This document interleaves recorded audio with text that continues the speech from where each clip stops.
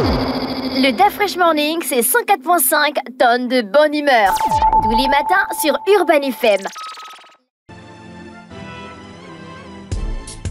Sur les 104.5 Urban FM, la station urbaine, dans le DA Fresh Morning, on est avec Mosley. On parle de quoi ce matin? Bonjour DA Fresh, on parle de politique nationale. Bonjour tout le monde. Ça fait quelle ascension? Oh, on peut dire, je suis plus trop dans ces choses-là, mais bon. Tu ne veux pas fêter l'ascension. J'ai observé. Tu as fait quoi hier? C'était férié. Bon, hier j'étais en famille beaucoup plus. Tu ne lis plus comme avant, ça m'a permis un peu d'aller. C'est fini. Oh non, hier j'ai lu un livre. Non, c'est fini. La dernière fois que tu as lu un livre, c'était Ouais, j'avoue quand même. 2018. Non, ça va peut-être 2 mois ou 3 mois. Ouais. Le dernier livre que tu as lu, c'était quoi? Si j'ai bonne mémoire, ça portait sur le management. Ah, ça c'est pas un livre.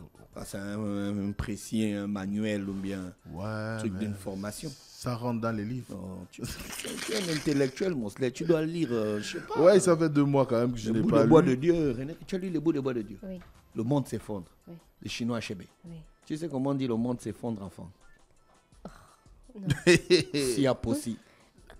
X. Elle dit X.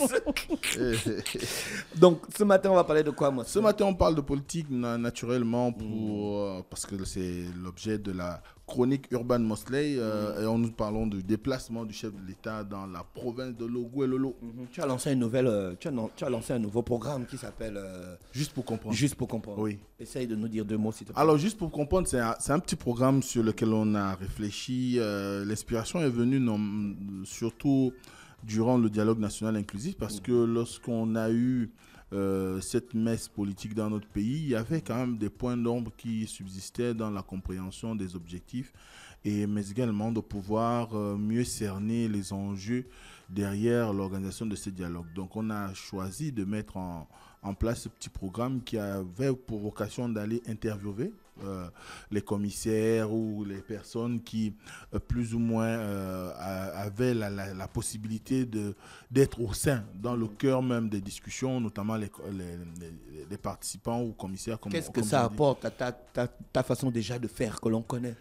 Quelle est la plus-value de ce nouveau programme? Ce que ça apporte, c'est que nous interviewons des personnes qui vivent l'actualité, donc ou qui font l'actualité. C'est-à-dire, vous avez par exemple dans le cas du dialogue, on a interviewé des commissaires donc, qui étaient en action dans l'analyse des 38 000 contributions qui avaient été faites par les populations, mais aussi et surtout de pouvoir leur permettre de dire ce qu'eux, ils pensaient de cette organisation. Donc, c'est la première chose. La seconde chose, c'est aussi de pouvoir permettre à ce que certains spécialistes d'un certain nombre de secteurs ou de domaines puissent s'exprimer sur un certain nombre de sujets. Par exemple, dernièrement, cette semaine, on a enregistré avec, parce que c'est un PAD, on a enregistré avec Hervé Onva, qui est un podcast, si vous voulez. D'accord. PAD, c'était à l'époque de l'OPT. D'accord. c'est un podcast que nous enregistrons. Et dernièrement, on a enregistré avec Hervé Onva, qui est un Gabonais féru, passionné de tout ce qui est agriculture et qui, pour des raisons professionnelles a choisi de s'installer dans un pays de l'Afrique australe où il a depuis 3 ans développé un certain nombre d'installations agricoles, mais également ici au Gabon. C'est d'ailleurs l'un des grands promoteurs de l'école graine de Bolokoboué, que tout le monde connaît un peu au nord de Libreville. Et l'ambition pour nous, c'était d'aller prendre son avis sur l'agriculture aujourd'hui au Gabon. Comment on peut, parce qu'il y a l'épineuse question de l'atteinte d'autosuffisance alimentaire qui pose problème, mais souvent on n'a pas des spécialistes ou des acteurs, même dans le secteur, qui soient en mesure de pouvoir dire aux gens pourquoi aujourd'hui il y a des freins à l'atteinte de cet objectif qui est énorme. Quand on sait que le Gabon, c'est à peu près 300 milliards de francs CFA en importation des produits alimentaires, c'est gros, c'est costaud. Donc, à ce moment-là, comment prendre en compte cette dépense et travailler à faire en sorte qu'elle devienne une manne qui peut servir à alimenter l'environnement, on va dire, agricole de notre pays? Eh bien, c'est toutes les questions que nous sommes allés lui poser, sans pourtant prétendre avoir eu à parler de tout, mais au moins de l'essentiel, de ce qui est visible, ce qui est capable d'être saisi par les populations, parce que l'objectif pour nous, c'est de rendre l'information accessible à tout le monde, faire en sorte que ceux qui nous suivent, ceux qui vont nous écouter, qu'ils soient en mesure d'avoir une réponse sur une question que nous tous nous pourrons nous poser au quartier. Pourquoi on a l'IGAN et pourquoi la tomate coûte cher sur le marché? Il peut expliquer les raisons qui font qu'aujourd'hui, on arrive sur le marché, la tomate coûte cher ou elle est rare. Et pourtant, on a depuis 30 ans un organisme qui est là, qui finance un programme d'agriculture périurbaine. Pourquoi on a choisi d'encourager l'arrivée de certaines cultures dans notre pays, par exemple l'eucalyptus? Quel est l'avantage pour notre pays? Pourquoi, je dis un truc comme ça, pourquoi aujourd'hui le manioc coûte plus cher? Bon, ce sont des questions qu'on peut analyser, qu'on peut comprendre et qu'on peut suivre, et notamment à l'orée de l'actualité qu'on a pu avoir. Vous avez vu par exemple le Premier ministre qui était allé sur le site agro-pastoral de Ntoum, mis en œuvre par la Sotrader, mais qui a été à un moment laissé en jachère parce qu'il y a eu peut-être des situations quelque peu pas très convenables pour pouvoir faire en sorte que cette exploitation soit réellement développée et qu'elle participe pleinement, on va dire, à l'essor de l'agriculture dans notre pays. Donc, c'est autant d'interrogations et on ira vers tous les secteurs, dans tous les sujets, pour permettre à ce que des spécialistes, des gens qui sont plus ou moins outillés, puissent arriver à nous fournir un maximum d'informations. Je rappelle que là, maintenant, tu vas vers les interlocuteurs. Oui, je vais vers les... Parce qu'ils ont pourquoi pas, ils ne peuvent pas venir à la radio? Je vais vers eux parce que j'ai constaté depuis pratiquement 16 ans que je suis dans la radio et 14 ans qu'on est au niveau de la radio Urban FM, c'est que les gens ont, j'ai envie de dire, des situations de... Ils sont un peu réfractaires à aller dans les médias. Les gens sont un peu réfractaires à aller dans les médias au Gabon. Même ces 14 dernières années, on a encouragé les gens à parler. Mais nous avons une culture de l'omerta chez nous qui fait que si vous n'allez pas frapper réellement à la porte, quitte à essuyer des refus, mais au moins vous pouvez avoir une personne qui va se décider à parler. Mais aussi parce qu'on constate que depuis un certain temps, étant donné que nous sommes dans la révolution des consciences et l'engagement tout azimut dans le pays, il y a des gens qui ont des choses à dire et qui parfois n'ont pas la possibilité d'aller de venir sur les plateaux, mais qui veulent qu'on prenne leurs avis là où ils sont, parce qu'il y a des contraintes professionnelles ou encore il y a des contraintes administratives. Mais si vous allez vers elles, elles ont la possibilité, ces personnes-là, de dire des choses, de vous informer, de pouvoir s'exprimer. Donc, l'enjeu, c'est vraiment d'aller vers eux pour qu'on sorte de ce complexe de oh, je vais aller sur un plateau, ainsi de suite, mais de pouvoir leur dire non, même dans votre environnement, on vous prend, que vous soyez en mode de travail, que vous soyez en tenue, je ne sais pas, de mécanicien, que vous soyez assis confortablement dans un bureau. Le plus important pour nous, c'est l'information que nous voulons pour nos auditeurs. Voilà. Dans ce sens-là, qu'est-ce qui guide ta démarche? Quelle est l'information que tu veux que les auditeurs aient, ou bien tes followers aient? Bon, c'est vrai que derrière, ça génère des followers, mais ce qui m'importe aujourd'hui, c'est de pouvoir informer. Parce qu'on ne peut pas être dans la presse, et du moins dans la communication, et ne pas avoir cette obligation d'informer. Et l'obligation d'informer doit nous amener à aller vers les personnes qui ont, entre griffes, la science. Et cette science-là, c'est ce dont a besoin les gens au quartier pour étoffer leur compréhension des enjeux, aussi bien économiques, sociaux, politiques, environnemental, scolaire, sanitaire, et j'en passe. Et quand on a la bonne information, on agit en conséquence. Mais si on n'a pas l'information, c'est clair qu'on ne peut pas être en mesure de donner un avis qui soit convenablement acceptable de tous. Donc, nous, on a le devoir d'informer.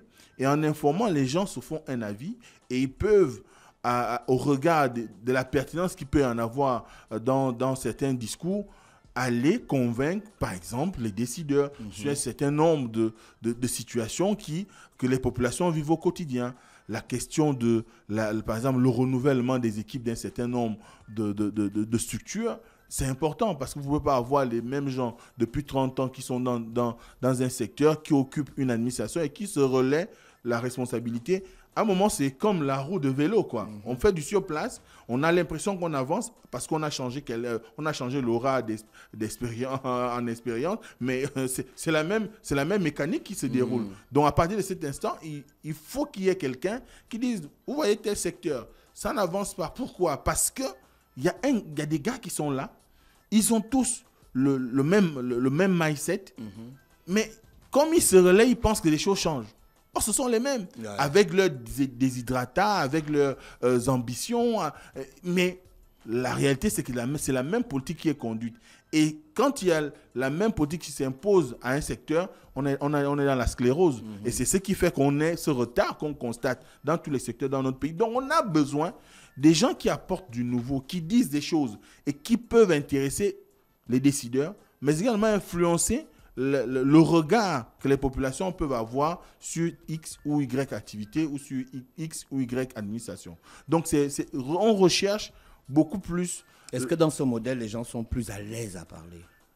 Bon, les quelques personnes que j'ai, parce que nous sommes à notre 4e numéro, le 5e sortira d'ici là, des personnes qu'on a eu à interviewer, certaines sont à l'aise, d'autres, dans le cadre, par exemple, de ce qui concernait les 3 premières parties, du moins les 3 premiers épisodes sur le dialogue, il y avait quand même des gens qui étaient un peu dans la rétention, X parce qu'il avait une fonction au sein du bureau du dialogue ou dans une commission ou sous-commission, X pour des questions personnelles. Mais la réalité, c'est qu'on a beaucoup plus de gens qui se donnent à cœur joie de pouvoir dire des choses parce que c'est aussi le moment.